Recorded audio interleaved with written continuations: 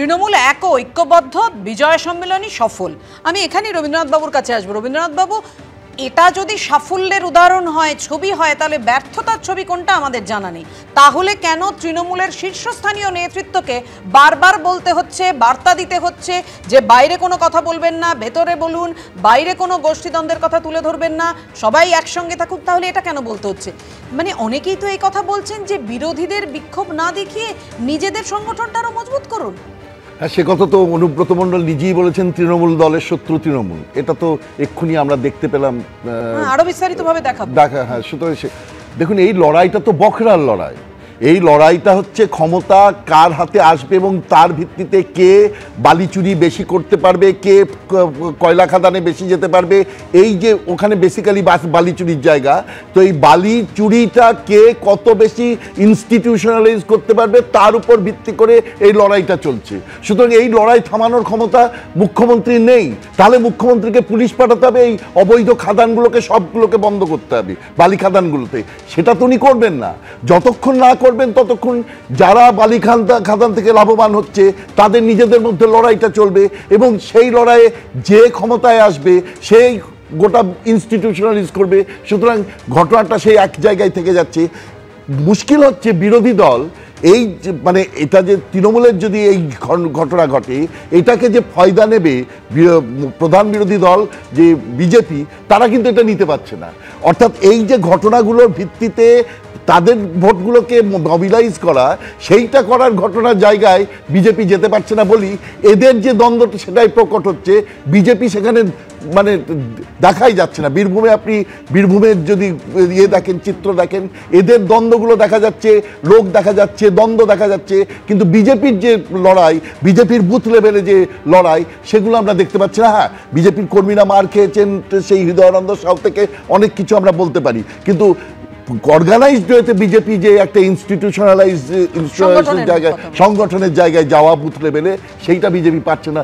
যতদিন সেটা না হবে ততদিন এই বালি খাদানের লড়াই নিয়ে এই দলের মধ্যে লড়াই থাকবে। আপনি দলের মধ্যে লড়াইয়ের কথা বলছেন, মণিশঙ্করদার কাছে অবশ্যই আসবো, কিন্তু তার আগে দেখাবো অনুব্রত মণ্ডল তিনি কি বললেন, কি বলতে চাইলেন, দেখুন। তৃণমূলের শত্রু বিজেপি নয়, তৃণমূলের শত্রু কংগ্রেস নয়, তৃণমূলের শত্রু সিপিএম নয়, তৃণমূলের শত্রু তৃণমূল।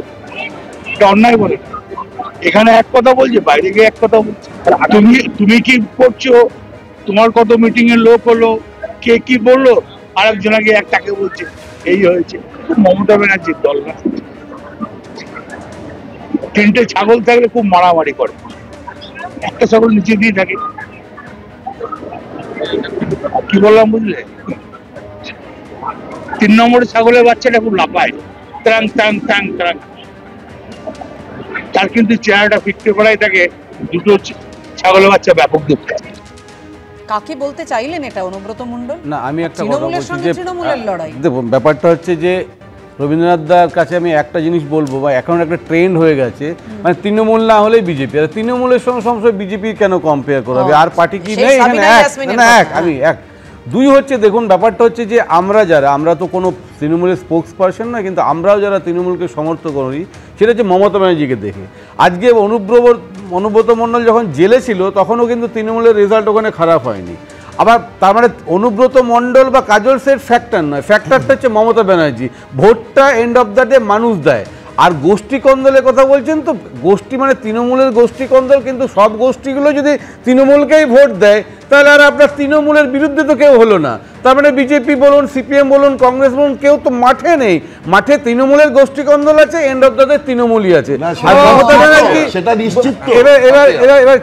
তৃণমূলের গোষ্ঠী কন্দলের জন্যই পরপর তৃণমূলের নেতারাই মারা যাচ্ছে, কর্মীরাই মারা যাচ্ছে। মারামারি কেন হলো? মানে একটা যেখানে আপনাদের ইয়ে হচ্ছে, কালকে মনে আছে বিজয় সম্মেলনী হচ্ছে না, দুলাল সরকার তার স্ত্রী কি তিনি কি অভিযোগ করেছিলেন, তিনি মারাত্মক অভিযোগ করেছিলেন। গোষ্ঠী কন্দল কিনা বলছি, আমি বলছি যদি গোষ্ঠী কন্দল এটা হয়েও থাকে, তাহলে সেই গোষ্ঠী কন্দলটা যদি তৃণমূলের মধ্যেই হয়ে থাকে, তারপর আবার তৃণমূলকেই তারা সবাই ভোট দেয়, তার মানে ব্যাপারটা হচ্ছে অন্য দলের এই নিয়ে কোনো মানে খুব স্বাভাবিক। মণিশঙ্করদা গোষ্ঠী কন্দল নিয়ে যে একটু অস্বস্তিতে পড়বেন সেটা তো খুব স্বাভাবিকই। দেবাশিস দা, একটা কথা হচ্ছে যে 2011 পর্যন্ত আমরা আমাদের রবীন্দ্রনাথ ঠাকুরের বীরভূম বাংলাকে যেভাবে বুঝতাম, 11 পরবর্তী অবস্থায় নির্দিষ্টভাবে রবীন্দ্রনাথ দা এখানে একটা কথা বলছিলেন, আমি বলছি তালিকা আছে গরু, কয়লা, বালি, পাথর, চুরি, দুর্নীতি। মানে ওই জেলাটাকে কিভাবে চিনছি?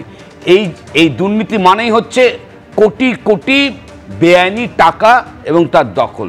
ভালো, এরপরে ইডি সিবিআই তদন্ত, এই পর্যন্ত খুব ভালো। দুর্নীতি, ইডি সিবিআই তদন্ত, জেলে চলে যাওয়া তাও দেখলাম।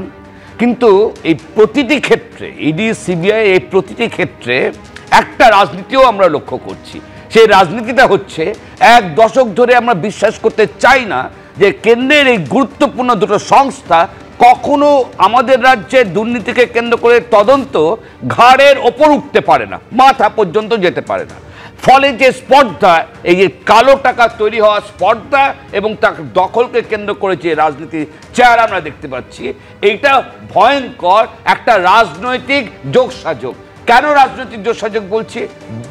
তৃণমূল কংগ্রেস এবং বিজেপির, আমার এই বিশ্লেষণটা ব্যক্তি বিশ্লেষণ নয়, গোটা রাজ্যের যে মানুষ আনন্দ করে বুক ভরে তৃণমূল কংগ্রেসের সমর্থন করেন, বিজেপিকে সৎভাবে সমর্থন করেন, তারাও এটা বিশ্বাস করে। এটা শুধুমাত্র বিরোধী রাজনৈতিক দলের কোনো ন্যারেটিভ নয়, সবাই এটা বিশ্বাস করে। এই রাজনীতির সংকটটার মধ্যে পশ্চিমবঙ্গের রাজনীতি পড়ে গেছে।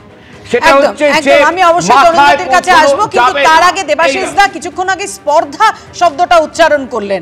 স্পর্ধা এটাকে কি বলবেন? এই যে অরূপ চক্রবর্তী যে কথা বললেন এবং সেই সঙ্গে বিশ্বাস করতে পারছেন না, সেটাও দেবাশিস দা উল্লেখ করলেন। দেখুন, বিএলওদের সঙ্গে দলীয় কর্মীদের যাওয়ার পরামর্শ দিচ্ছেন বাঁকুড়া তৃণমূল সাংসদ, যে তৃণমূলের বুথ লেভেল কর্মীরা বিএলওদের সঙ্গে যান, যে ভোটার থাকবে না তার ফর্মটা নিজেরাই ফিল আপ করে জমা দিন। কি বললেন অরূপ চক্রবর্তী তৃণমূল সাংসদ? দেখুন, বাংলাতে 1 কোটি মানুষের ভোটার লিস্টের নাম যাতে কাটা যায় তার একটা সুচিন্তিত পরিকল্পনা চলছে। যারা বুথের তৃণমূল কংগ্রেসের কর্মীরা আছেন তাদেরকে অনুরোধ করব, তৈরি থাকুন। বিএলওরা যখন সঙ্গে যাবে আপনারা সঙ্গে যাবেন। যে ভোটার থাকবে না তার ফর্মটা নিয়ে নেবেন, তার ফর্মটা ফিল আপ করে আপনারা জমা দেবেন, কেউ যেন ভোটার লিস্ট থেকে বাদ না পড়ে। গ্রামে গ্রামে পাড়ায় পাড়ায় নাগরিক কমিটি তৈরি করুন। আমার গায়ের কোন লোকের ভোটার লিস্টের নাম বাদ দেওয়া যাবে না। ঐক্যবদ্ধ আন্দোলন হবে, পাড়ায় পাড়ায় নাগরিক কমিটি হবে, কারো ভোটার লিস্ট থেকে নাম বাদ দিতে দেবো না। বিএলওদের কাজ তো এসআইআর এ যে যাদের কাদের নাম থাকবে কাদের নাম থাকবে না পুরো বিষয়টা দেখা। আমি বলছি সেখানে যদি এই রকম একজন তৃণমূল সাংসদ অরূপ চক্রবর্তী তিনি নির্দেশ দিচ্ছেন, যেহেতু বিএলওদের উপর ভরসাই রাখতে পারছেন না, দলীয় কর্মীদের বলছেন যান ফলো করুন, অর্থাৎ মার্কিং করে রাখুন। আমি একটা কথা বলবো এটা নিয়ে। না না, একটু তরুণ যদি বলেন। দেখো, অরূপ চক্রবর্তী হচ্ছেন একজন ল মেকার, রাইট? সাংসদ। একজন সাংসদ যখন এই ধরনের কথা বলে তখন বোঝা যায় পশ্চিমবঙ্গ থেকে কি গরু ছাগলকে আমরা সংসদে পাঠাচ্ছি। দেখো, একটা হিন্দিতে কথা আছে না, হাম তো ডুবে হে সনম আপকো ভি লে ডুবেঙ্গে। মানে এই সরকারটা যাবে, সাথে সরকারি কর্মচারীরা যা আছে তাদের চাকরিও যাতে চলে যায় তার ব্যবস্থা করছে। বিএলওরা যাবে, ফর্ম নেবে, সাইন করে জমা করে দেবে, তারপর কি হবে? অ্যাজ পার ল ইলেকশন কমিশন স্টেপ নেবে, এদের চাকরিটা আনানি হবে, এদের অবস্থা খারাপ হবে। তৃণমূল সরকার যখন চলে যাবে, তৃণমূল সরকারের সাথে এদেরকে মনে হয় বাক্স বাট্রা করে নিয়ে চলে যাবে। তোমার আগের সেগমেন্টে তুমি অনেকগুলো কথা বলছো, মানে একটা কথারই মনে বললো, মহাভারতে আমার একটা খুব ফেভারিট ক্যারেক্টার আছে। মহাভারতে আমার ফেভারিট ক্যারেক্টার হচ্ছে শকুনি। শকুনি কি আমরা সবাই জানতাম শকুনি কৌরবদের সাথে ছিল, বাট প্র্যাকটিক্যালি শকুনি নিজের রিভেঞ্জটা নিচ্ছিল, নিজের লড়াইটা করছিল। কুণাল ঘোষকে দেখে আমার সেই ক্যারেক্টারের কথাই মনে পড়ে।